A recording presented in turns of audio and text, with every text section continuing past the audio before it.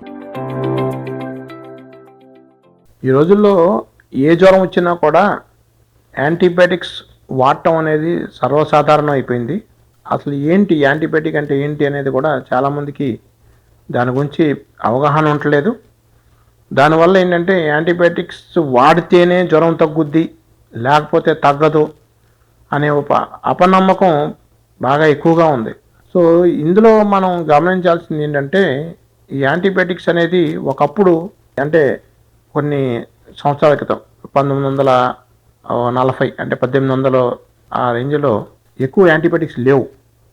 అంటే ఒకప్పుడు ఏమన్నా ఇన్ఫెక్షన్స్ వస్తే, ఎస్పెషల్లీ ఏదైనా కాలుకి ఏమైనా చిన్న పుండు పడినా, ఈ షుగర్ వచ్చి ఇట్లాంటివి ఉన్నప్పుడు చాలామంది ఆ ఇన్ఫెక్షన్ బాడీలో స్ప్రెడ్ అయ్యి సెప్సిస్ అంటాం, దీనివల్ల చనిపోతూ ఉండేవారు యాంటీబయాటిక్స్ లేనప్పుడు. అప్పట్లో ఏంటంటే చాలా వరకు ఈ యాంటీబయాటిక్స్ లేకపోవటం వల్ల ఇన్ఫెక్షన్స్ ద్వారా ఎక్కువగా పోయే అవకాశం ఎక్కువ ఉండేది. అయితే మనకి ఫస్ట్ యాంటీబయాటిక్స్ పెన్సిలిన్ అనేది అది కనుగొనబడింది, పెన్సిలిన్ ఇంజెక్షన్. అక్కడి నుంచి నిదానంగా సల్ఫనమైడ్స్ ఇట్లాగా ఒక్కొక్క యాంటీబయాటిక్స్ డెవలప్మెంట్ జరిగింది.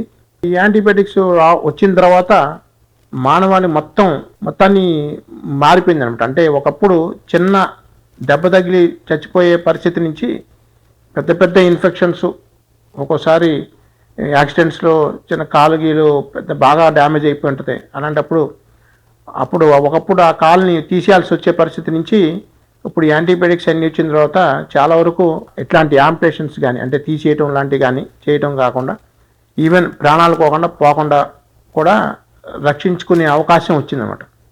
అయితే ఇది ఎక్కువ కాలం లేదు. ఒక యాంటీబయాటిక్ వచ్చిన తర్వాత ఏమవుతుందంటే ఈ యాంటీబయాటిక్స్ ఏం చేస్తాయి, ముఖ్యంగా మన శరీరంలో ఉన్న బ్యాక్టీరియాని చంపేస్తాయి. అంటే యాంటీబయాటిక్స్ని చూసుకుంటే మన 2 రకాల యాంటీబయాటిక్స్ ఉంటాయి. ఒకటి బ్యాక్టీరియోసైడల్ అంటే బ్యాక్టీరియాని చంపేసేయి, 2 బ్యాక్టీరియోస్టాటిక్ అంటే బ్యాక్టీరియాని పెరగకోకుండా ఆపేయి. సో బ్యాక్టీరియోసైడల్ ఏంటంటే మనం ఒక బ్యాక్టీరియా శరీరంలోకి వచ్చినప్పుడు టైఫాయిడ్ బ్యాక్టీరియా ఉంది, టైఫాయిడ్ బ్యాక్టీరియాని సాల్మొనెల్లా అంటాం అనమాట. అది శరీరంలోకి వెళ్ళినప్పుడు యాంటీబయాటిక్ వెళ్ళి ఆ బ్యాక్టీరియాని చంపేస్తుంది. సో ఇది సైడల్. స్టాటిక్ అంటే ఆ బ్యాక్టీరియా మన శరీరంలో పాకకుండా, అంటే అభివృద్ధి చెందకుండా ఆపుద్ది అనమాట. సో దీన్ని బట్టి మనం ప్రతి యాంటీబయాటిక్ని 2గా డివైడ్ చేస్తాం. అయితే ఈ యాంటీబయాటిక్స్లో కూడా కొన్ని గ్రూప్స్ ఉంటాయి. అంటే పెన్సిలిన్స్ అనేవి ఒక గ్రూపు, క్వినోలోన్స్ అనేది ఒక గ్రూపు, సెఫ్లోస్పోరిన్స్ అనేది ఒక గ్రూపు. అంటే ఇవన్నీ 4-5 రకాలు యాంటీబయాటిక్స్ అనేవి ఒక గ్రూప్గా ఉంటాయి. అంటే వీటన్నిటికీ ఒకే రకమైన లక్షణాలు, ఒకే సెట్ ఆఫ్ బ్యాక్టీరియా మీద ఇది ఎక్కువగా పనిచేస్తూ ఉంటాయి.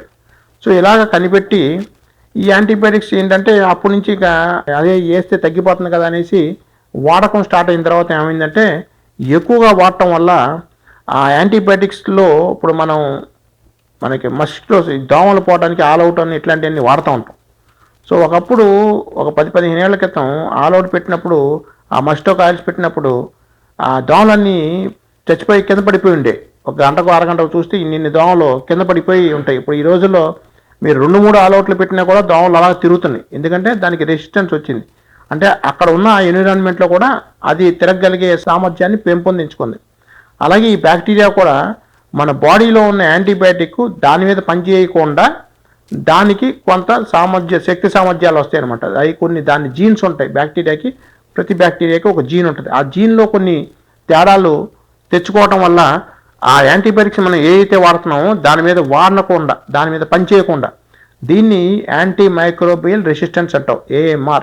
యాంటీ మైక్రోబియల్ రెసిస్టెన్స్ అనేది ఇప్పుడు మన ప్రపంచానికి 2-3 భయంకరమైన కీడ్లు, అంటే ప్రపంచం సర్వనాశనం అయిపోతుంది, లేకపోతే ప్రపంచం అంతం అయిపోతుంది అనడానికి కొన్ని జరుగుతున్నాయి. ఒకటి ఈ క్లైమేట్ చేంజెస్ అంటే సడన్గా వాతావరణం. ఇప్పుడు మీరు చూడండి, ఈ తుఫాన్లు ఇదివరకు ఎప్పుడో సంవత్సరానికి ఎప్పుడో ఒక తుఫాన్ పేరు చెప్పుకునేవాడు. ఇప్పుడు ఒక సంవత్సరం కాదు, నెలకు ఒక తుఫాన్ వస్తుంది.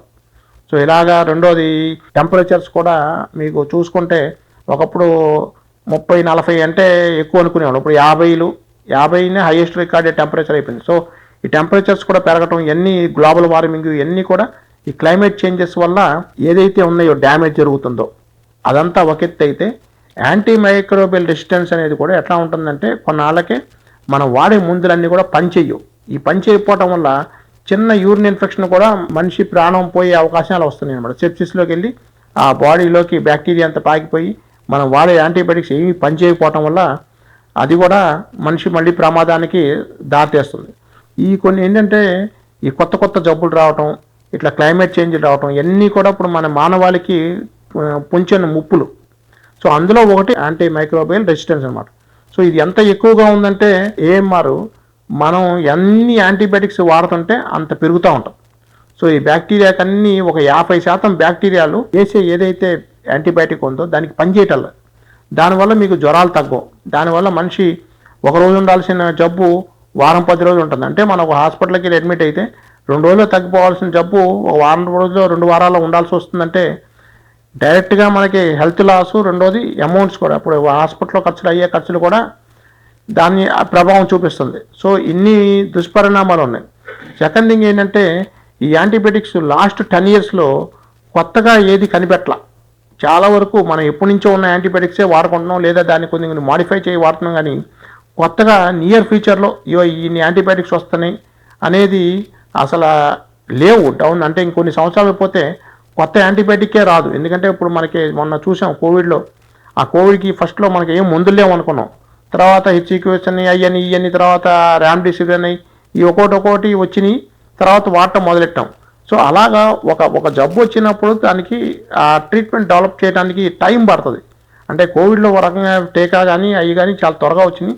బట్ మామూలు జబ్బులకి, బ్యాక్టీరియా జబ్బులకి అలా అంత త్వరగా వచ్చే అవకాశాలు లేవు. దాన్ని డెవలప్ చేయడానికి కొన్ని సంవత్సరాలు పడుతుంది. సుమారు ఎంత లేదన్నా 5 నుంచి 10 సంవత్సరాలు పట్టవచ్చు. సో కాబట్టి ఇప్పుడు ఫ్యూచర్లో దానికి అంత కొత్తగా వచ్చిన యాంటీబయాటిక్స్ ఏమి లేవు. మనకు ఉన్న యాంటీబయాటిక్సే ఉన్నాయి. ఇప్పుడు ఇన్ని